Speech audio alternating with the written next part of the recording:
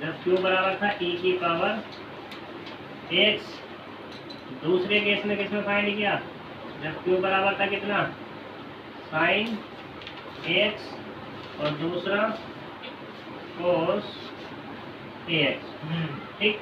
Next क्या था हमारा तीसरा, क्यू बराबर क्या था, x की पावर m1। ठीक। आज जो हम बात करेंगे, आज हम बात करेंगे फोर्थ केस पर। जो फोर्थ केस होगा वो होगा if q equals to e की power ax into b, then particular integral. ठीक है। जो पर्टिकुलर इंटीग्रल होगा वो होगा 1/f ऑफ d इंटू में q, और q की वैल्यू कितनी दी हुई है यहाँ पर, 1/f of d into e की पावर ax इंटू b। ठीक। e की पावर ax यहाँ पर रिप्लेस करना है, ये d है, d को रिप्लेस करना है f of d plus a into b। जो हमारा ये क्या निकलेगा, पर्टिकुलर इंटीग्रल फाइंड होगा।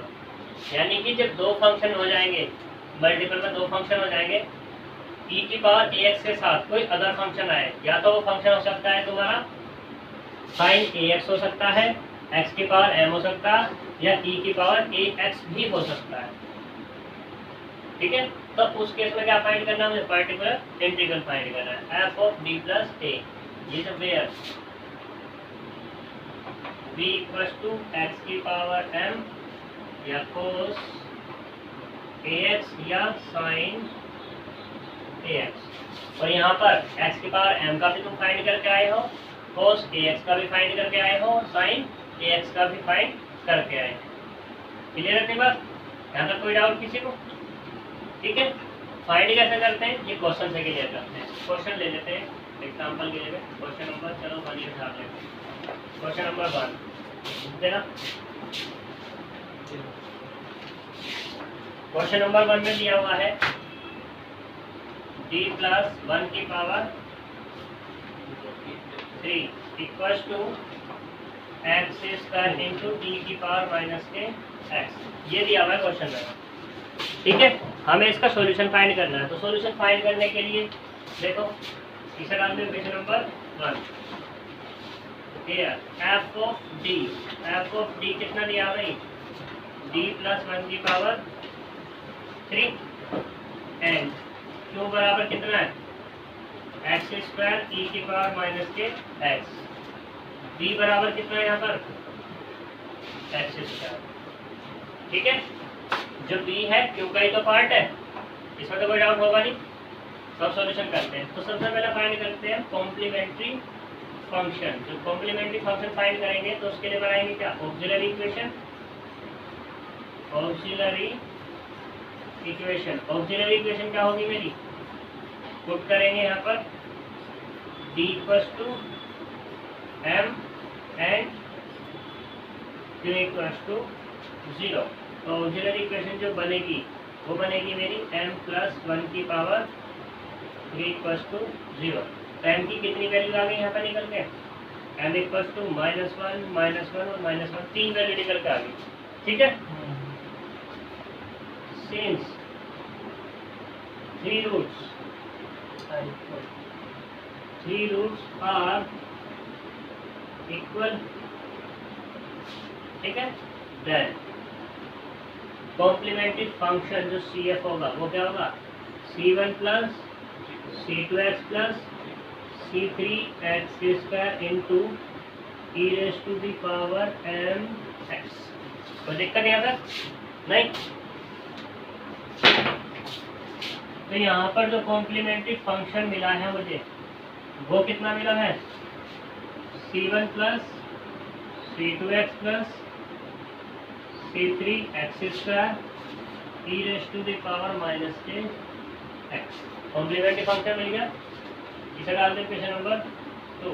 बात करते हैं सेकंड केस में किसकी, पर्टिकुलर इंटीग्रल की। पर्टिकुलर इंटीग्रल क्या होगा, वो होगा particular integral equals to 1 upon F of D into में क्यू, इनकी सभी वैल्यू रखो। एफ ऑफ डी को ले दो डी प्लस 1 की पावर 3, ठीक है। क्यों क्यों कितना है e की पावर माइनस एक्स इंटू में एक्स स्क्वायर, ठीक है। इससे कोई दिक्कत नहीं, दिक्कत तो बनती है यहाँ पर।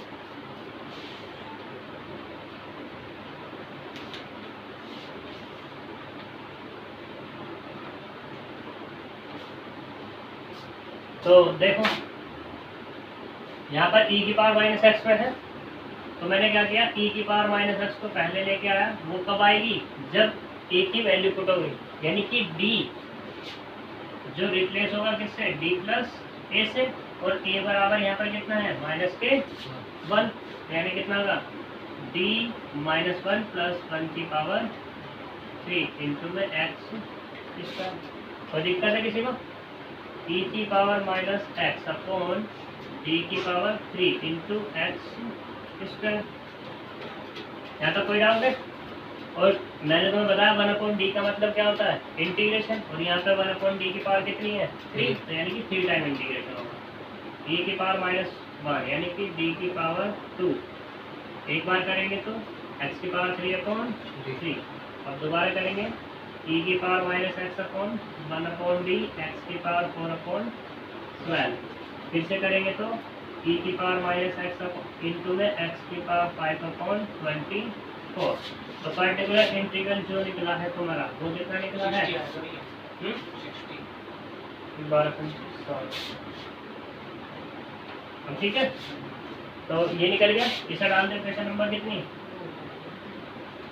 3, सही है 3 हो गई। कंप्लीट सॉल्यूशन क्या होगा तुम्हारा? कंप्लीट सॉल्यूशन इसका ऑफ इक्वेशन 1 का, तो y equals to complementary function plus particular integral. Complementary function कितना है मेरा c1 plus c2x plus c3x square into में e की पावर माइनस के x, और पर्टिकुलर इंटीग्रल कितना है प्लस के e की power minus x into x की पावर 5 अपॉन 60। ये कितना निकला मेरा 5, यानी कि जो इक्वेशन नंबर 1 है इस 1 का कंप्लीट सॉल्यूशन, ठीक है। यहाँ तक कोई दिक्कत है किसी को? नहीं है तो कॉपी कर लो, हो तो ये था कि मतलब कल से मतलब पहले का एक क्वेश्चन था मेरा केस क्या बना था q इक्वल्स टू e की पावर ax बना था, ठीक है। तो किसी ने ये पूछा था f ऑफ d में जब रिप्लेस करेंगे f ऑफ a से, ये डज नॉट इक्वल्स टू कितना होना चाहिए 0, ठीक है। अगर ये 0 हो जाए तो उस केस में क्या करें, ठीक है। तो यहाँ पर वही केस बनेगा। फिफ्थ केस में ये जो मैंने तुम्हें बताया है फोर्थ केस, इसी से कर सकते हो, ठीक है। कैसे? If q equals to e की power ax, q equals to e की पावर ax, और यहाँ पर क्या शर्त होगी?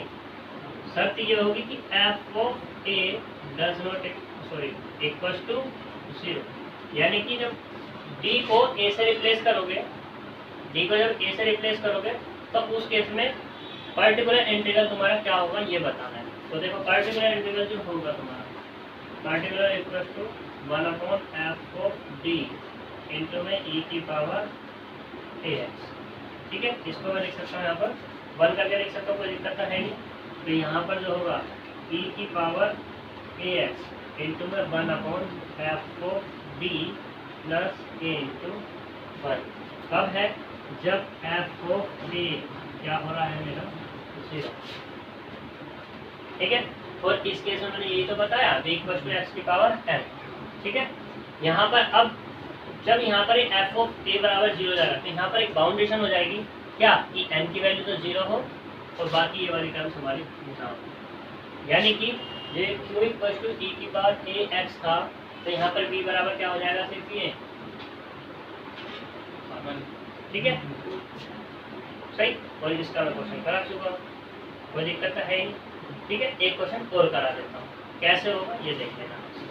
तो एग्जाम्पल देखो, एग्जाम्पल का क्वेश्चन ही, क्वेश्चन नंबर 5 लिखा ना, बुक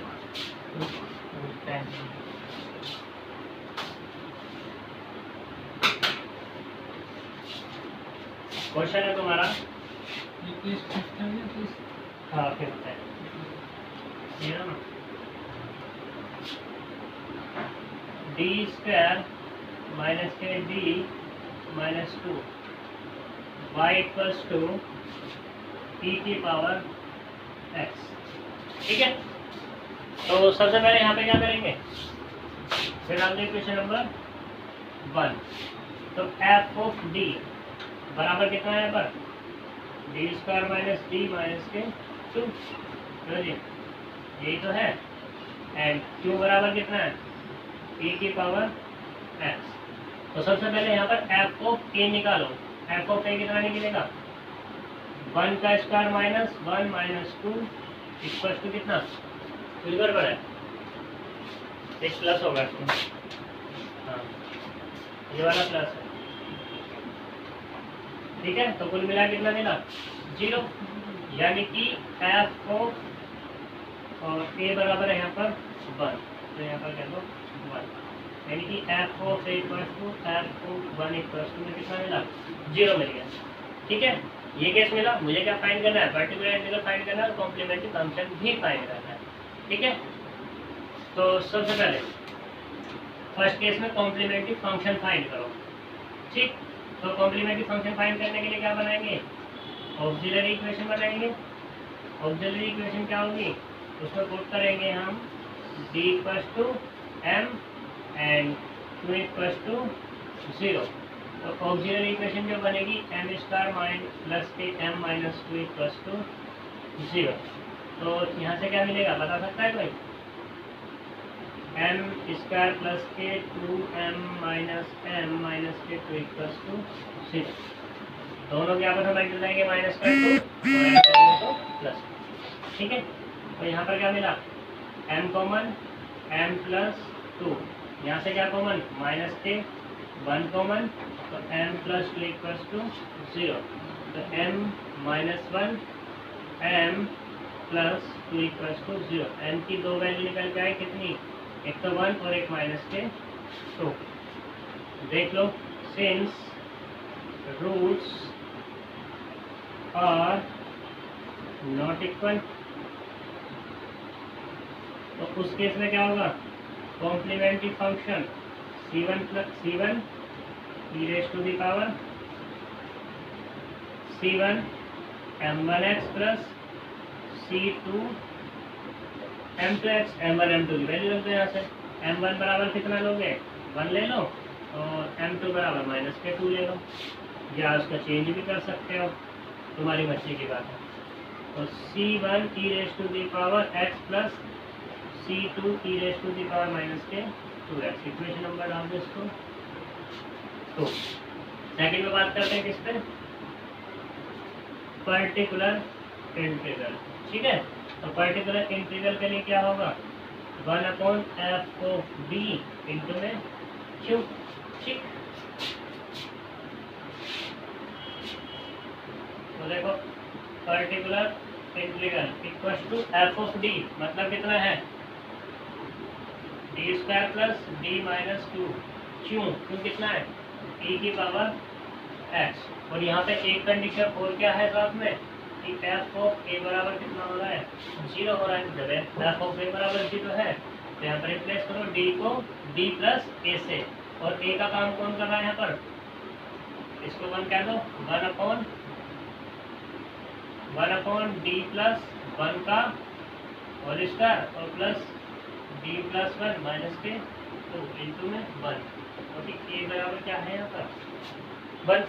कोई दिक्कत इसमें नहीं, तो यहाँ पर e की पावर x अपॉन, इसको ओपन करो, d स्क्वायर प्लस 1 प्लस के 2d और प्लस के d प्लस 1 माइनस के 2, उसे 2 कैंसिल हो जाएगा, तो कितना मिला सिर्फ e की पावर x इंटू में 1/d स्क्वायर प्लस 3d, ये तो मिलेगा, और इंटू में कितना है 1।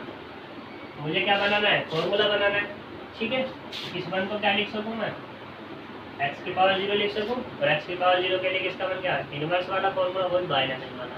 तो बाइनोमियल बनानी 1 प्लस x वाली, ठीक है।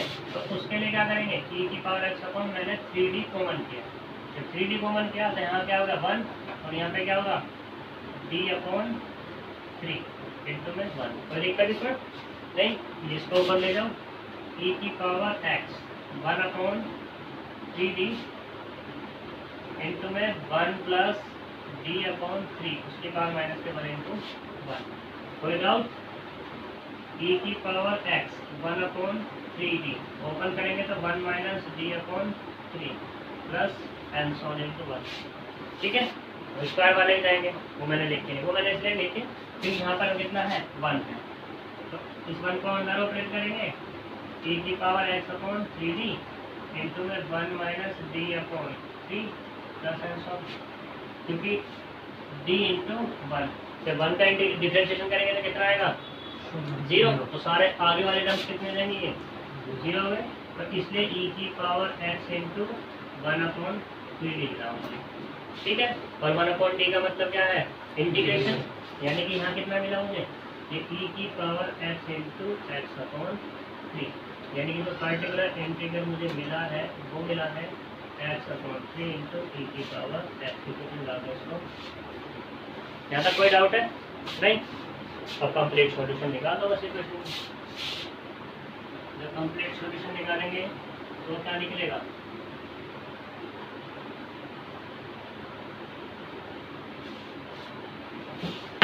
देखो कंप्लीट सॉल्यूशन,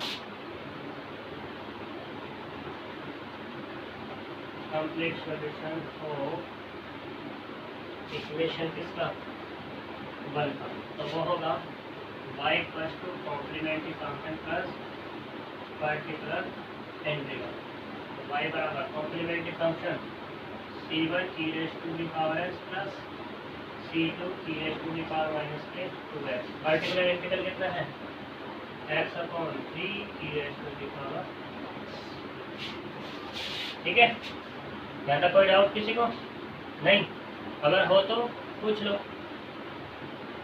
बोलो नहीं है कॉपी करो फटाफट। दूसरे तरीके से बताता हूँ, मतलब पार्टिकुलर इंटीग्रल इसका ये वाला मत करो इधर का, ठीक है। पर्टिकुलर इंटीग्रल दूसरे तरीके से कैसे आएगा, यही और करके देंगे। पर्टिकुलर इंटीग्रल 1 अपॉन फैक्टर क्या लिख लेते हैं इसके m-1 यानी कि d-1 और d प्लस 2 इंटू में e की पावर x। इसमें क्या करना है तुम्हें, जब भी फैक्टर बन जाए तुम्हारे किसी भी एफडी में, ठीक है, किसी भी डिफरेंशियल में, तो तुम्हें क्या करना है, e की पावर x है यहाँ पर, सही। e की पावर x मतलब a बराबर क्या है यहाँ पर 1 है, तो a बराबर जो भी वैल्यू दी हुई, तो यहाँ पर तो 1 है, तो a बराबर 1 उस फैक्टर में पुट करो जहाँ पर ये खत्म नहीं हो रहा, यानी कि जहाँ पर वो फैक्टर 0 नहीं हो रहा। तो 0 यहाँ पर हो रहा है, इस वाले में नहीं हो रहा, तो यहाँ पर मैंने क्या पुट कर दिया, ये d-1 इंटू में 1 प्लस 2 इंटू e की पावर x। तो कितना मिल गया यहाँ पर 1 अपॉन 3 इंटू में d-1 इंटू e की पावर माइनस के x। अभी तो 0 हो रहा है, अब लगाओ वो वाला केस, यानी कि e की पावर x इंटू में 1 अपॉन 3 और ये d प्लस 1 और माइनस के 1 इंटू में कितना बचा है पर 1, तो जी 1 से 1 कैंसिल, 1 अपॉन 3 इंटू e की power x into 1 upon d into में 1, और 1 का इंटीग्रेट कितना होगा, कितना होगा x ही होता है, यानी कि x इंटू e की पावर x। क्या निकला है मेरा पर्टिकुलर इंटीग्रल, ठीक। कंप्लीट सॉल्यूशन क्या हो जाएगा मेरा, complementary function plus particular integral. तो y बराबर कितना c1 e raise to the power x plus c2 e raise to the power minus k 2x plus 1 upon 3x into e की power x। देख सकते हो ये वाला और ये वाला सेम ही तो है, हाँ ठीक है। इस तरीके से भी पर्टिकुलर इंटीग्रल फाइंड कर सकते हैं, बस शर्त ये है कि फैक्टर तुम्हारे हो जाने चाहिए, ठीक है। जैसे तुम्हारे फैक्टर हो जाएंगे उस फैक्टर में यूज मत करो उस ए की वैल्यू जिसमें वो 0 हो रहा हो, दूसरे वाले में यूज करो, ठीक है। जब उस वाले में जो जिसमें 0 हो रहा होगा उसमें क्या करोगे, d को d प्लस ए से रिप्लेस करो। क्लियर इतनी बात? कोई डाउट यहाँ तक? कर लो, कंप्लीट हुआ तुम्हारा।